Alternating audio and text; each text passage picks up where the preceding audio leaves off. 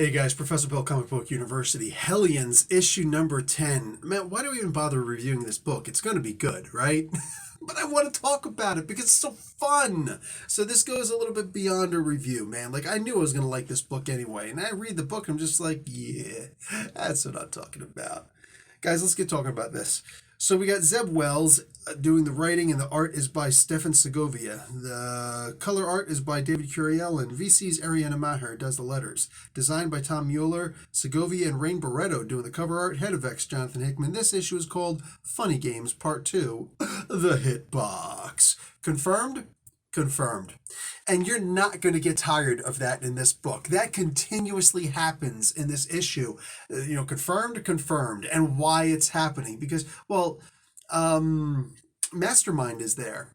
And you come to find out why he's doing what he did to Sinister, who, by the way, appears on the bottom right-hand corner of the main copy of this issue, which, please keep doing stuff like that. Please keep putting different X-Men or Krakoans, whatever, on the bottom right-hand corner, whatever, of the comic book, because, wow, just that extra little bit of a sketch, that's just awesome. Like, that's the way comic books should be, man.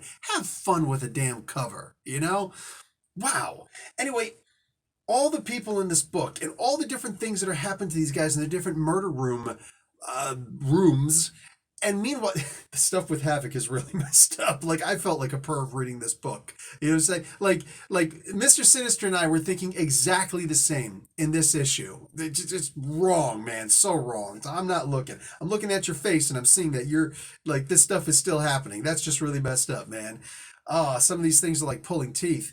That might be a spoiler for something that actually happens in the book. Bro, so much of this is fantastic. Just when you think that somebody's going to get out, and it should be pretty obvious who we think is about to actually escape and who might actually escape. But regardless, just the idea that it's about to happen and who she picks to be her cohort in this, her partner in crime, I should say, in this. Oh, absolutely perfect. I can't wait to see what's about to happen next. And I get a feeling I know exactly who's going to save the day and what that's actually going to cost him. I loved this issue. Like, this book, it goes deep, trying to figure out what Mr. Sinister says. What did he say? Take a look. Take a look! Oh my God. Freaking messed up.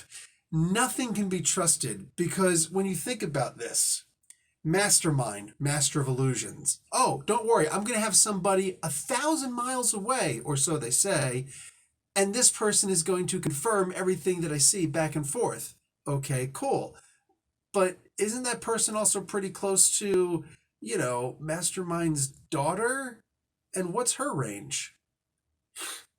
Like, can they actually talk to each other?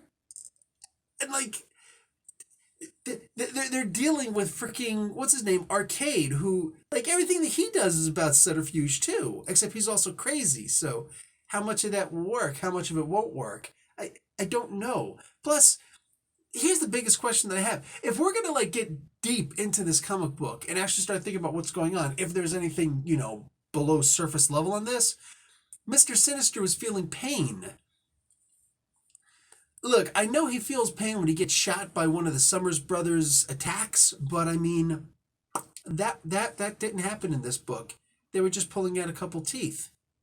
So I mean, if he has complete molecular control over his body, doesn't that mean that he can also just not feel pain? I mean, I know we've seen some things of him being what I would always have assumed is him being surprised. But I don't know, this is just really weird. It's always strange to see something like this. Yeah, none of this stuff should be able to happen to Sinister. You know what I'm saying? Unless it's just, honestly, I don't know. He shouldn't be able to have his mind penetrated. He shouldn't be able to have his body jacked up like this. None of this makes sense. Would it be interesting if all this was just inside of his master chambers and he was just messing with all of the Hellions? Just to show them a breaking point, just to see if they could actually survive a certain level of whatever. Because, I mean, we just saw in Giant Size X-Men Nightcrawler, which had nothing whatsoever to do with Nightcrawler, that Mastermind's daughter went back to Krakoa. Well, how'd she get captured by Arcade? How did all that stuff happen? Why is Arcade not just does he think that his daughter is like Storm and it's like, I can't die. I'm too noble. I'm too good to die. Really? Like, you got a protocol. You'll be back like that, and you won't be risking people's lives. Like in this case, Mastermind's father. Or, well, the mastermind. He's like, I must save my daughter. Your daughter can be resurrected. What's the problem?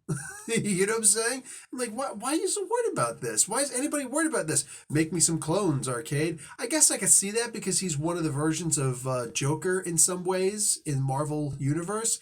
So it's almost like, you could just make a deal with me because I'm sure Sinister would love the idea of having Arcade out there doing, favors for him and whatnot with his Murder World stuff, right? Make me the perfect Murder World. I'll give you all the clones you want. Like that doesn't seem like that big of a deal to me. I'm gonna argue that. So, like when you're really thinking about the comic book, unless they're planning on doing something with all those plot holes, I literally just have to look at it as, you know what, put it to the side. I just love this comic book, man, because it's too fun. Even the sad parts, oh, they're not fun, but it's like I enjoy reading them because I'm seeing people suffer. My favorite part of the whole book had to have been with Psylocke because she was hanging out with this chick who was basically her daughter. And it's sad the way that it ended because she knows, like, there's something there. And it tells me, like, seeing what happened, it tells me that Sinister must have had something to do with this. Let's just break into it. We know that Psylocke has a daughter, but nobody else knows that Psylocke has a daughter, except for Mr. Sinister, right? So, I mean, if that's the case, how did Arcade know? Like, are they going to pry this information out of her? Are they going to pry it out of him? How are they getting this information that she had a daughter, but they didn't know what the name of the daughter is? So that's how Psylocke knew, and she was able to kind of get out of that. But then that Chucky doll thing came after them, and that was just super freaky. Like I gotta get Segovia, was it? Yeah, Stefan Segovia. Got to give it to Segovia, man. He drew that. I just looked. I was like, oh, God, that's just freaky. That's just freaky. Don't put that freaky crap up in here. I don't want to see that. It makes me think because she was able to get out. That's the thing that made her get out, and she was able to contact who she contacted in order to try and, let's see if we can save the day.